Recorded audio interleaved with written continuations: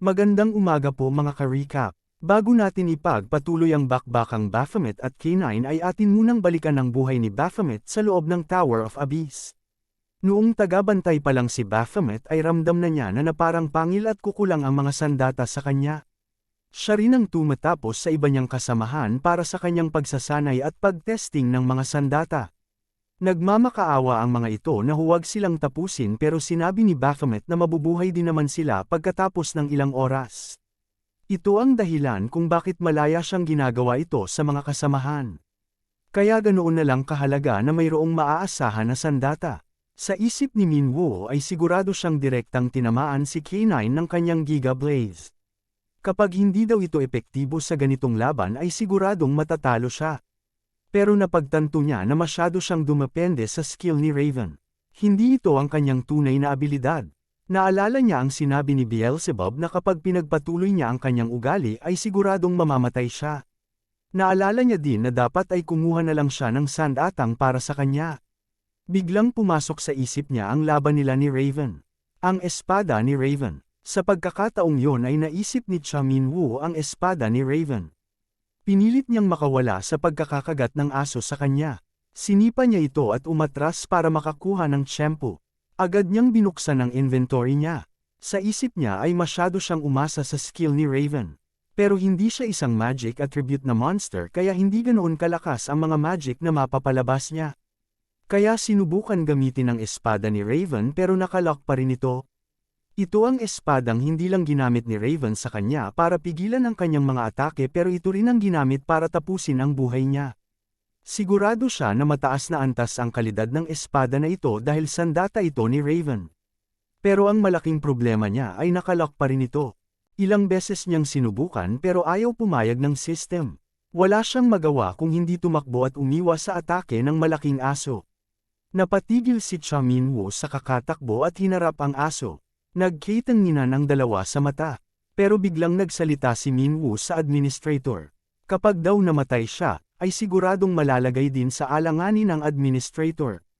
Akmang kakagete na ni K9 si Minwoo pero biglang lumiwanag ang espadang nakakadena. Tumawa ito kay Cha Minwoo at biglang nagsalita. Tinanong niya si Minwoo kung tinatakot daw ba siya nito. Tama nga ang kanyang hinala at mas interesante daw siya kaysa kay Hunter Raven. Siya daw ay isang ego weapon.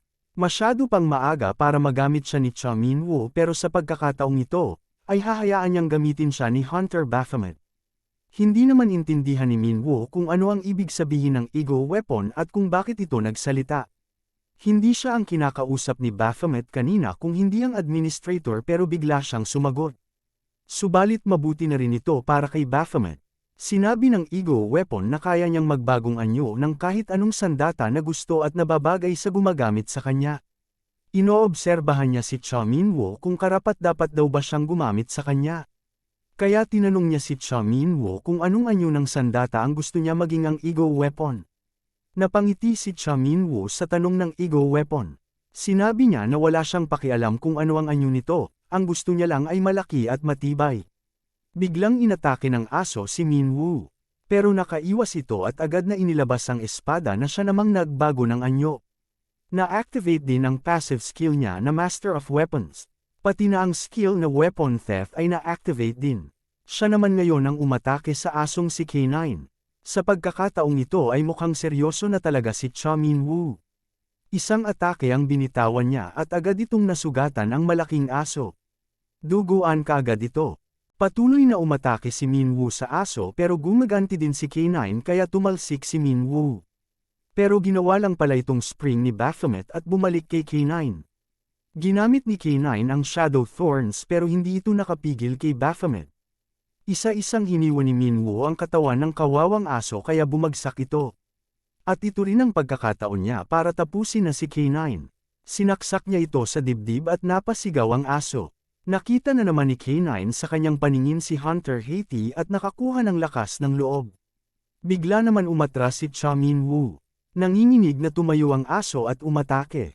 Pero napatigil siya nang marinig ang boses ni Haiti at sinasabing pwede na niyang itigil ang ginagawa. At doon ay tinapos na nga ni Cha Minwoo ang paghihirap niya. Ngayon ay payapa at masaya na siyang kasama ang tinuturing niyang pamilya. Binasag naman ni Baphomet ang pader na namamagitan sa kanila ng sect leader. Sinabi ni Minwoo na ang sect leader na ang susunod. Tagumpay kayang matatapos ni Cha Minwoo ang sect leader? Matapos ang ilang oras ay dumating si Song-on sa lugar kung saan nangyari ang labanan. Hindi siya makapaniwala sa naabutan. Nawasak ang buong mansyon at nakitang duguan at wala ang kaliwang braso ni Cha Minwoo. Tinanong niya si Cha Minwoo kung ano ang nangyari dito. Ilang oras bago dumating si Song-on ay nagkaharap ang sect leader at si Cha Minwoo.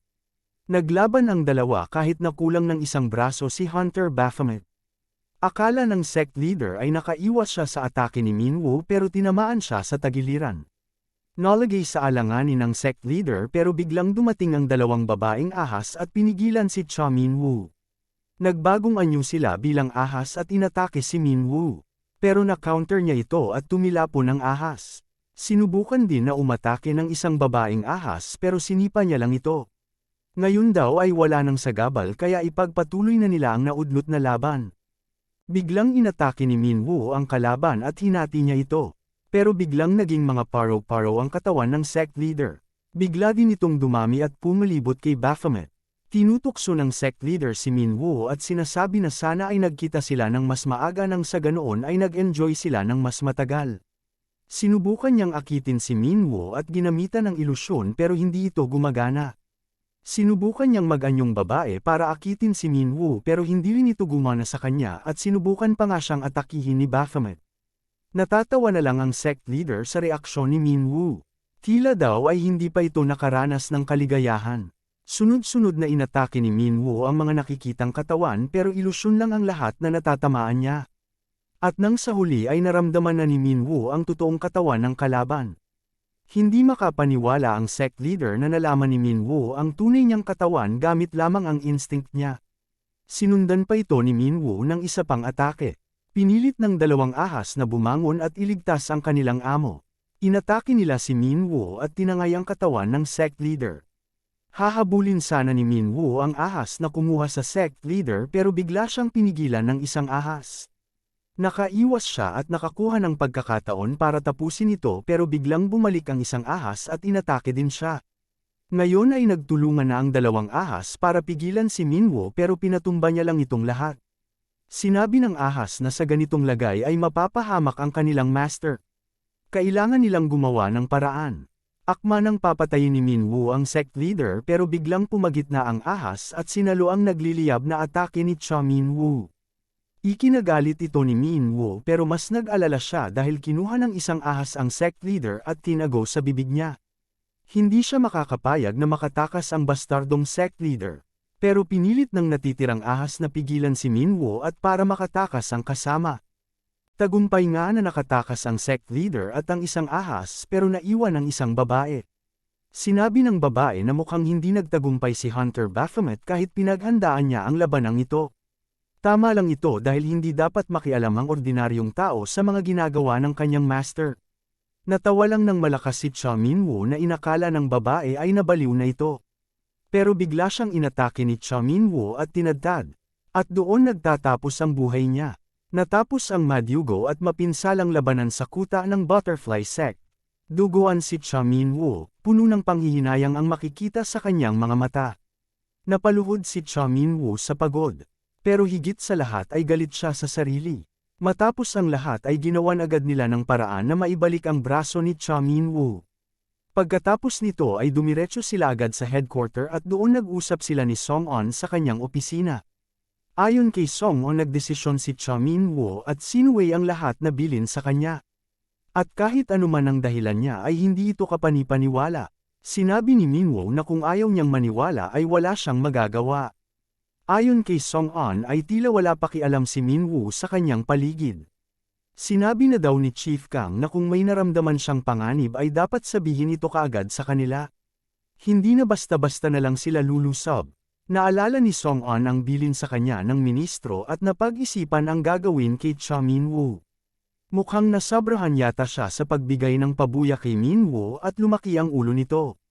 Hindi na daw ito sumusunod sa utos niya at parati na lang ginagawa kung ano ang gusto niya. Sa lagay na ito ay baka hindi na niya makontrol si Cha Minwoo lalo na at patuloy itong lumalakas. Kapag nagpatuloy daw ito ay siguradong marami ang malalagay sa panganib. Kailangan na niyang iligpit si Cha Min-woo. Habang pinaplano ito ni Song-on ay biglang nagpakita sa kanya ang isang napakagandang babae. Ito ay ang diyosa at ang administrator ng system ni Baphomet. Hindi makapaniwala si Song-on sa nakikita. Lumapit ang babae kay Cha Min-woo at nilapitan niya din si Song-on. Ano kaya ang gagawin ng administrator kay team manager Ma Song-on? Alamin po natin yan mga ka-recap sa susunod na mga kabanata. Maraming salamat po sa panunood at sana ay nagustuhan ninyo. Please like our videos po and also subscribe to our channel. See you soon. Bye!